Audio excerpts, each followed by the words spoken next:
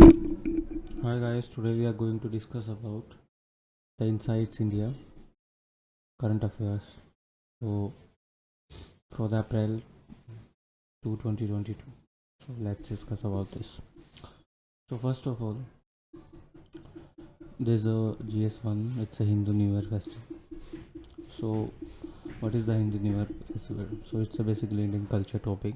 It's a silent aspects of the art form, literature, and the architecture from the ancient to the modern items. The President of India extends the greetings to the whole nation and the Indians all across the world on the occasion of Ugadi. Ugadi. About Ugadi. The festival marks the beginning of the new traditional new year in India. So as we know, like the calendar year in the India from the 1 Jan to 31st December, but the Indian financial year starts starts from the 1 April to 31st March. So we can say that it's a Indian traditional, and we can say that it's a basically Indian financial year. It is known by the different name across the country. The Andhra Pradesh, Karnataka, and Telangana, it's a Ugadi or the Yugadi. Maharashtra, it's a Gudi Padwa. Sindhi, it's a Cheti Chand. Kashmir, it's a Navraha. First day of the Hindu lunisolar calendar's month of the Chitra is celebrated as Yugadi. According to the Hindu mythology, it is believed that the Lord Brahma started the creation of the universe on the Yugadi. During this time, there's also celebrations of the nine forms of Durga in the states such as Maharashtra. So this is basically the festival name in the different states. Next one is Banyan Buddhas. Banyan Buddhas. So basically, it's another topic of the Indian culture, silent feature of the art forms, literature, and the architecture covered from the ancient to modern times. The Taliban regime in the Afghanistan assured that the words of the intention to protect and conserve the Buddhist heritage in the Mes Ayank. So the earlier Taliban regime has destroyed the several Buddhist-related ancients, sculptures, architecture, treasures in the Mes Ayank. Like I think you know about that. There's a Buddha. There was the Buddha statues in the Afghanistan, and that destroyed by the dynamite by the Afghanistan Taliban Taliban Taliban Atankis. This naturally raised the fears among the many, and when the Taliban regime came back to power. However, the regime has assured the world of the intention to conserve the diverse Buddhist heritage. One of the primary reasons behind it is to ensure the investments in the country, since the regime is facing the economic hardship ever since it came to power. About Banyan Buddhas. The Banyan Valleys, the Hindu Kush Mountains, is situated along the river Banyan. It was a key node of the early Silk routes, emerging as a hub of both commercial and the cultural exchange. The Banyan Buddha statues, hewn from the sandstone cliff, are said to have dated back to the 5th century AD, were once the tallest standing Buddhas in the world. These statues are the example of the perfect blend of the Gupta's sensations and the Hellestrian artistic styles. Salsal and the Shamanas, two of the tallest Buddha statues in the region, are called by the locals but razed by the Taliban regime in the 2001. In the 2003, UNESCO included the remains of the Banyan Buddhas in its list of the World Heritage Sites. To mark the 20 years of the destructions on the March 19, 2021, the statue of the Salsas was recreated and the 3D projections was beamed at the alcove where it had stood. So this is basically about that Buddha status and the Banyan Buddha status.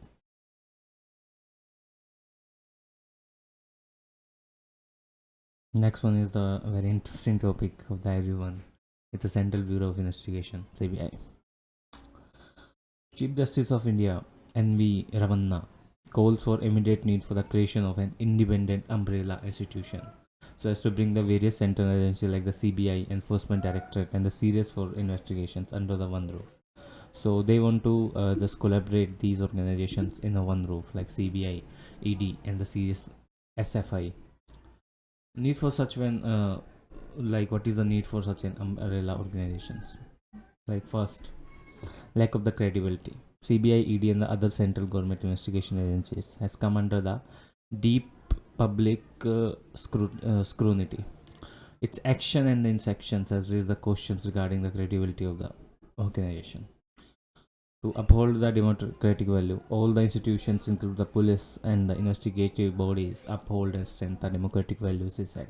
The police and the probe agencies need to function within the democratic framework as prescribed under the constitutions. Any deviations will hurt the institutions and will weaken our democracy. The police and the investigation agencies may have defective legitimacy, but yet institutions they have still to regain the social legitimation. To ensure the legislative oversights, the umbrella body created under the statute, clearly under defining its power.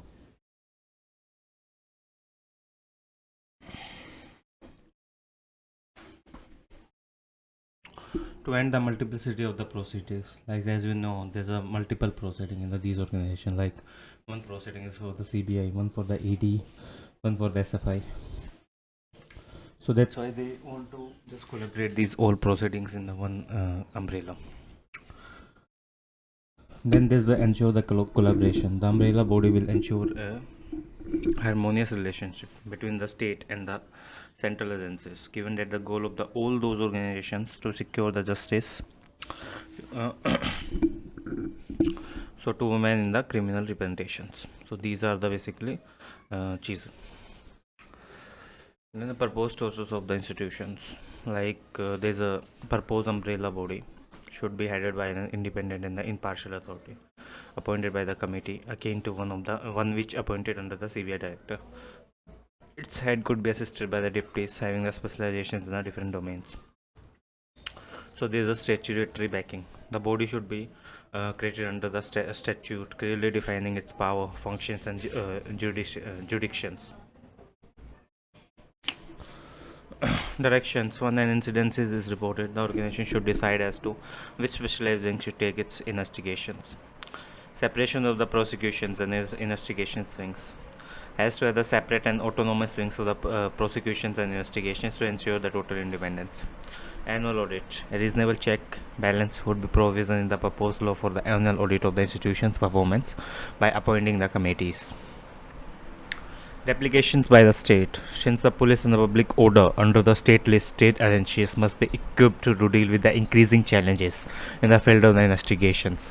The proposed central law for the umbrella investigation body can be suitably replicated by the states. What's the CBI? The CBI is the premier investigation police agency in the India. It's a function under the superintendent of the personnel, Ministry of Personnel and Pension and Public Grievance, Government of India, which falls under the Prime Minister's office, under the PMO. This is under the direct control of the PMO. For the investigation of the offence under the Prevention of the Corruption Act, its superintendent with the Central Vigilance Commission. Vigilance Commission is also under this. It's coordinates on the behalf of India with the inter-board member committees. Its conviction rate as high as 65 to 70%. It's comparable to the best investigation agencies in India. Challenges associated with the autonomy of CBI. The agency is dependent on the Home Ministry for staffing, since the many of its investigators come from the Indian Police Services. The agency depends on the Law Ministry for the lawyers, also lack the functional autonomy for some extent. CBI, run by the IPS officers on the deputations, is also susceptible to the government's ability to manipulate the senior officers because they are dependent on the central government for the future posting. Dependence on the state government for invoking its authority to investigate the cases in the state, even such investigations target the central government employees. Police is the state subject under the constitutions, and the CBI act as per the procedures prescribed by the Code of Criminal Proceedings, which makes it a police agency. The CBI needs the consent of the state government in the questions before it can make the presence in that state. This is a cumbersome procedures, but has led to some ridiculous situations also. SEO the CBI autonomy, like what's the Supreme Court influence on the CBI? So the landmark judgment in the Vinith Narayan versus Union of India in 1997 laid out the several steps to secure the autonomy of CBI. Why was it called as a cadet parrot by the Supreme Court? Caged parrot, like pinjare mein band tota. The Politicization of the CBI has been working in the progress for the years. Corruptions and the politically biased. So this was highlighted in the Supreme Court like criticism for the being a caged parrot speaking in its master's voice. CBI has been accused of becoming the handmaider to the party in the power. As a result of the high profile cases are not treated seriously because due to the political influence here. Since the CBI is run by the central police officials on the deputations and the chances of the getting influenced by the government were visible in the hope of better future posting. What the institutions reforms are needed for the CBI, like ensure that the CBI operates on the formal and the modern legal framework that has been written for the contemporary investigations. The second administration reforms commission suggested that a new law should be enacted to the government for the working of the CBI. The primarily standing committee recommended that a separate act should be promulgated in the tune with the requirement with the time to ensure the credibility in the impartially. And the 19th and the 24th reports of the Parliament Standing Committee recommended the need for the hour extended in the CBI in the terms of legal mandate, infrastructure and resources. The government must ensure the financial autonomy for the outputs. It's also possible to consider the granting to the CBI and the other federal investigations agencies the kind of the autonomy that the Controller General Auditor enjoy as he is only accountable to the Parliament. A new CBI Act should be promulgated that ensure the autonomy of CBI while at the same time improving the quality of supervision. The new act must specify the criminal culpability of for the government interfaces. One of the demand has been before the Supreme Court in line with the international best practices is for the CBI to develop its own dedicated cadre of the officers who are not bothered about the deputations and the abrupt transfers. A more efficient paramilitary oversights over the federal criminal and the intelligence agencies could be a way forward to ensure the better accountability. So these are the basically links. Like it's a better move. Like if they make the organizations under the one umbrella syndrome is a CBI, EDI, and the SFO, and its establishment, I think it will be a good move for the Indian constituency and for the establishing the better link between these organizations. Next, genome sequences.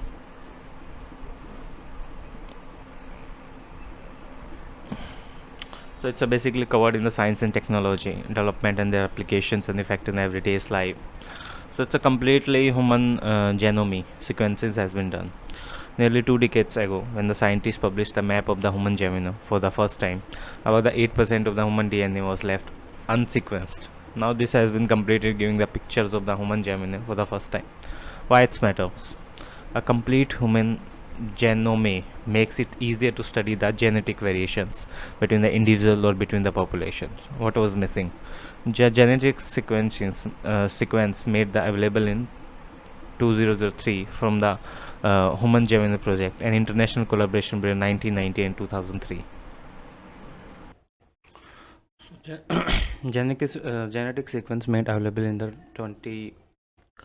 2003 from the Human Genome Project, an international collaboration between the 1919 and 2003 contributed the information from a region of the human genome known as hare. The chromosomes is rich in the genes and the DNA encodes for the protein. Like 8% of the debt was left out in the area like the heterochromatinian. 8% of the debt left out in the area called the heterochromatinian. This is similar portions of the genome that does not produce the protein. There were at least 2 key reasons why the heterochromatinium was given a lower priority. That's a part of the genome was thought to be junk DNA. It had not clear functions. Besides, the anatomian contained the more genes that were similar to the sequence with the dead tools available at the time. Now, the fully sequenced genome is the result of the efforts of the global collaborations called the Telomere 2 or the Telomere T2T project. The invention of the new method is of the DNA sequences. Computational analysis helped to complete the reading of the remaining 8% of the genome. Genome sequence is the process where involve the decyhering the exact order of the base pairs in the individual. The decyhering and reading of genome is what sequences is all about. The cost of sequence is different based on the methods employed to do the reading. Accuracy is stressed upon in the decoding the genome.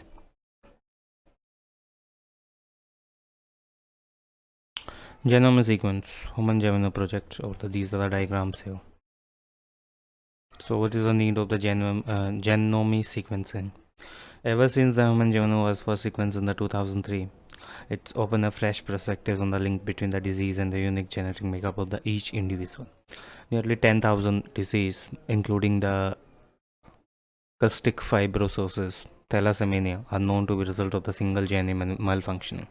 While the gene may render some intensives to creating the drugs, genome sequences have shown that cancers too can be understood from the viewpoint of the genetics rather than the being seen as disease of certain organs.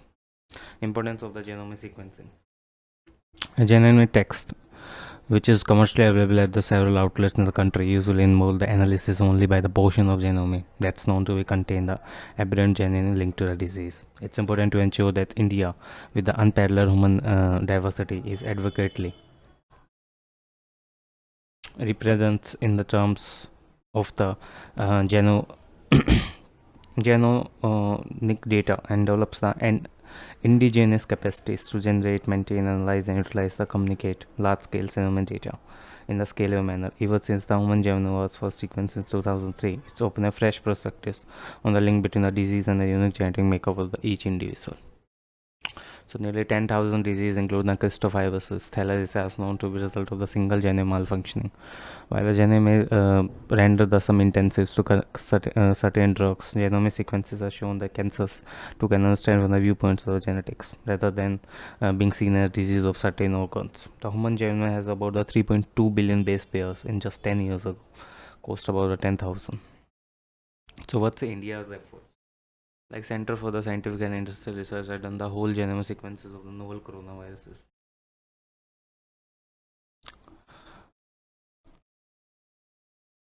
Indigenous initiatives taken by the CSR in the April, which was implemented by the CSR Institute. So these are the basically common.